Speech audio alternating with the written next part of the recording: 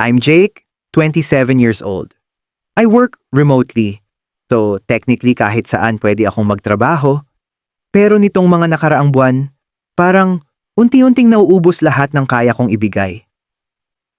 Sobrang stress ko sa responsibilities na parang walang katapusan, family problems na kahit anong iwas ko ay hinahabol pa rin ako at kamakailan lang, I lost my 2 long-term clients. Ang sakit! Dahil sa kanila I have a good life right now. And aside from that, nakipaghiwalay ako sa boyfriend ko ng 4 years dahil I found out na he was cheating on me. Gulong-gulo na ang utak ko at hindi ko na alam ang gagawin ko. Halo-halo ang mga nararamdaman ko.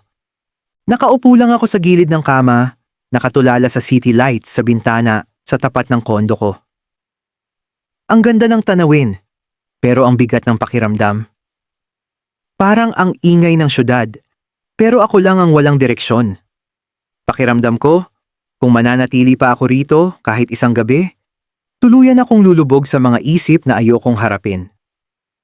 Kaya bigla na lang akong nagbukas ng phone, naghanap ng flight, at nag-book papuntang Iloilo. Dito ko nakilala si Daniel, isang tour guide sa Iloilo. Una ko lang siyang nakita sa isang Facebook group tungkol sa mga tour sa Iloilo. Wala naman talagang espesyal noong una. Simple lang, ang profile niya, tahimik, walang masyadong dating sa mga litrato.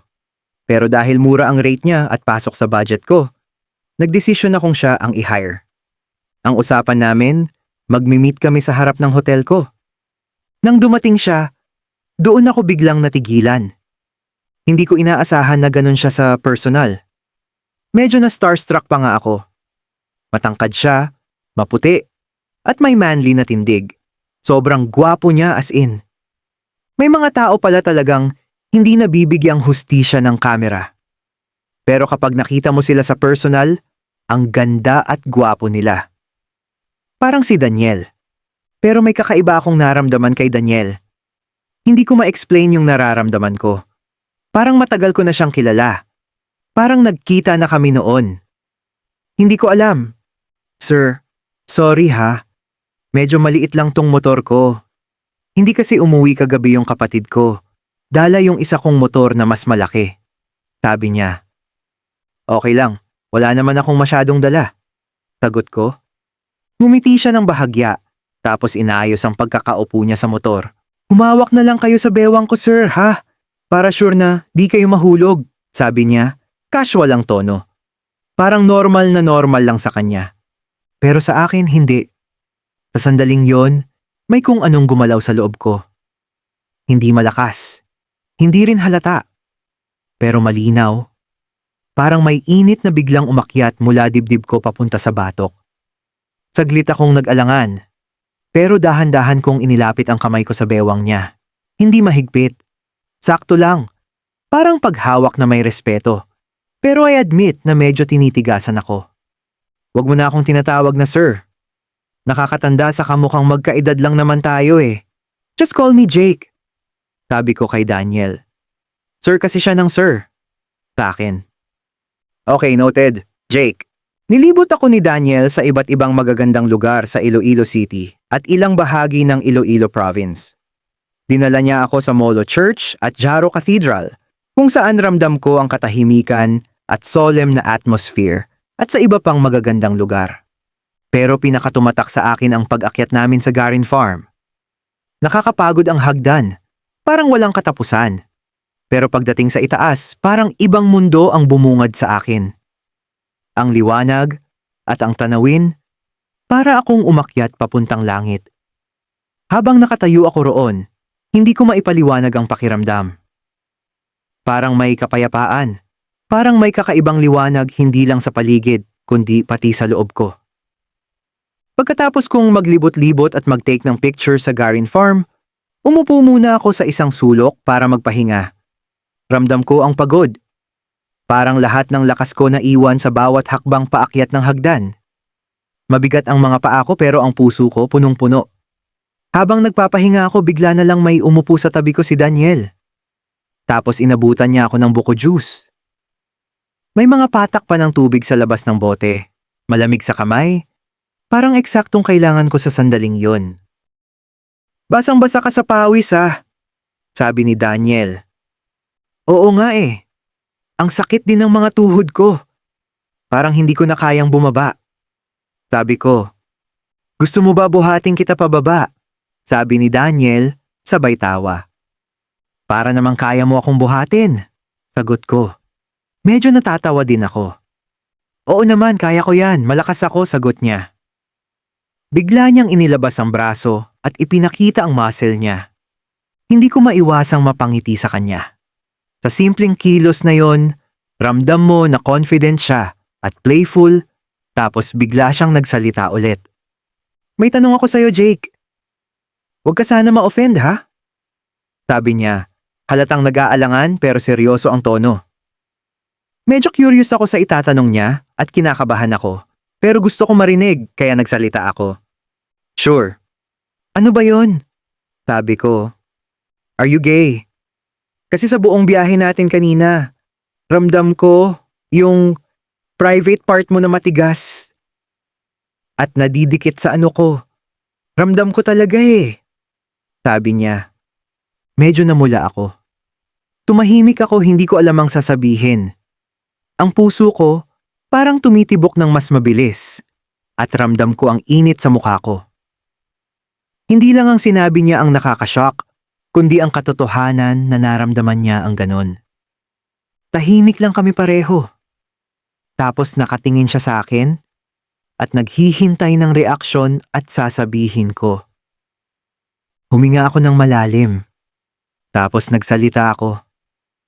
I can't say na I'm gay. I am attracted sa lalaki at babae. Meron na rin akong naging boyfriend at girlfriend. Siguro, I can call myself bisexual. Sabi ko tapos tumahimik ako bago magsalita ulit. Huminga ako ng malalim at nagpatuloy sa pagsasalita. At yung kanina, sorry ha, hindi ko alam. Naramdaman mo pala yon. Believe me, hindi ko sinasadya. Pero, hindi ko rin alam bakit siya naging matigas. Sabi ko na nga eh, bisexual ka din. Naamoy kita. Pero no worries, I won't judge you kasi pareho tayo.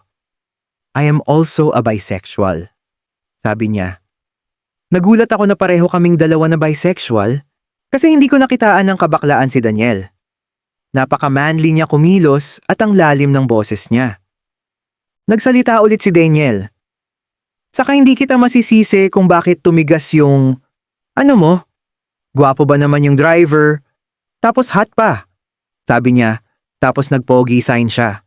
Sobrang playful niya at confident ng gesture niya. Hindi ko maiwasang mapangiti at medyo mamula. Ramdam ko ang ginhawa sa tono niya, yung halong kilig at pagpapatawa na parang sinasabi niya na, okay lang yan, relax lang. Habang nakaupo kami at nagpapahinga sa isang sulok sa tuktok ng Garin Farm, ang dami naming napag-usapan ni Daniel. Parang mas lalo ko siyang nakikilala. Ang mga kwento niya, ang mga biro, ang mga pananaw niya sa buhay. At sa bawat sagot niya, mas ramdam ko rin na unti-unti kong naibabahagi sa kanya ang buong kwento ng sarili ko. Parang bukas na libro ako sa kanya, at siya rin ay tahimik na nakikinig at nakakaintindi. Tapos sabi ni Daniel, mag-act daw kami na parang magjowa. Para makita ng cheater ko na ex na hindi ako nasasaktan at kaya ko rin siyang palitan agad. Sobrang dami kong tawa sa idea niya pero ginawa naman namin. Nag-video kaming dalawa. Sumasayaw habang nakatopless kami. Yung trending sa TikTok. Napaka-playful at nakakatawa. Marami rin kaming sweet na photos, yung tipong natural lang ang ngiti. Mga stolen moments na ramdam mo ang connection sa isa't isa. Para kaming totoong magjowa talaga. Tapos nung pababa na kami sa Garin Farm, hinolding hands ni Daniel ang kamay ko.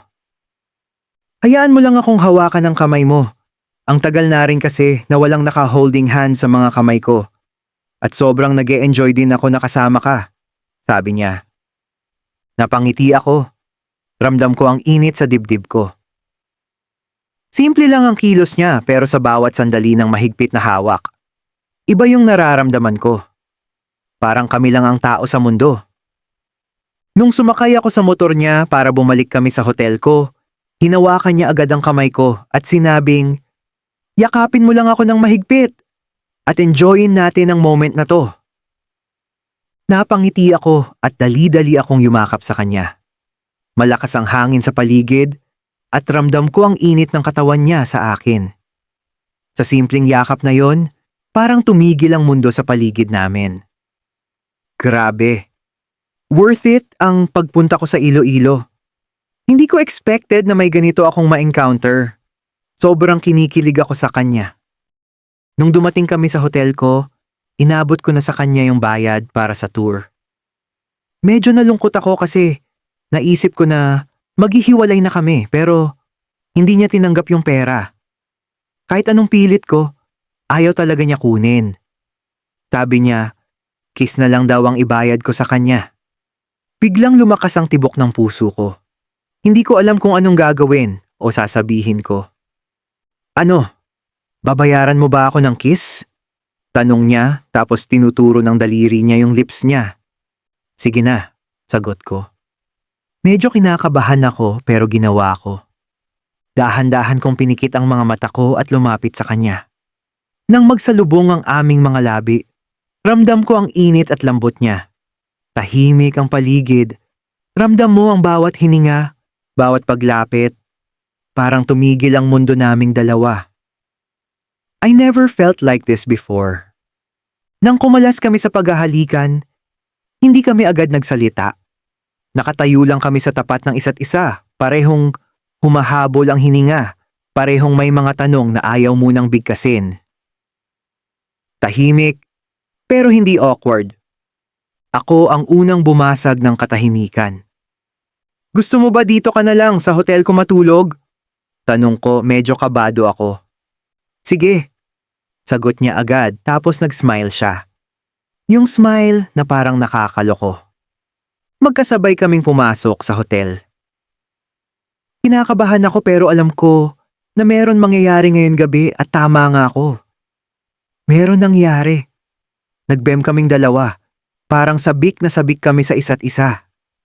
Nagstay si Daniel sa hotel ko hanggang sa makabalik ako sa Manila. Hinatid pa niya ako sa airport.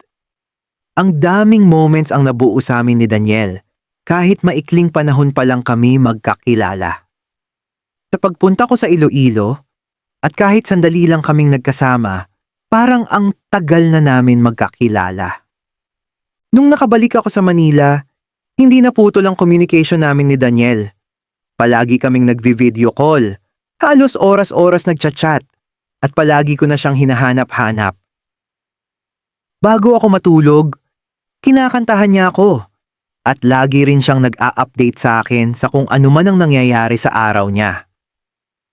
Ngayon, susunduin ko siya airport kasi dito na siya magtatrabaho sa Manila. Sinabi ko sa kanya na dito muna siya tumira sa kondo ko para tipid, pero ayaw niya. Gusto niya na may space ako. Sabi niya, palagi naman tayong magkikita. At tinupad niya ang sinabi niya. Palagi kaming nagkikita, palagi kaming gumagala at lumalabas, parang walang pagod sa isa't isa. Hanggang sa isang araw, nag-confess ako kay Daniel na mahal ko na siya. At hindi siya nagpahuli. Sinabi niya na mahal din niya ako. At doon nagsimula ang official na pagiging kami. Hindi perfect ang relasyon namin. May tampuhan, may pagkakaiba, may mga araw na mahirap. Pero masasabi ko, he is the right person for me. Kay Daniel, I feel safe. Naging safe space and home ko si Daniel. Siya yung pahinga ko sa bawat sandali na nakakaramdam ako ng pagod. Sana, siya na yung makasama ko habang buhay. Ngayon, 3 years na kaming dalawa ni Daniel at going strong pa rin. Sa lahat ng nakikinig sa kwento namin, sana makita rin ninyo yung taong para sa inyo. Don't miss out on our latest wild and unfiltered stories. Subscribe now to The Vibe is Unfiltered on YouTube and follow us on X, Instagram, and TikTok at The Vibe is Unfiltered. For extra updates and more kwento, like and follow our Facebook page, The Vibe is Unfiltered. Stay tuned! Mas marami pa kaming pasabog na stories for you.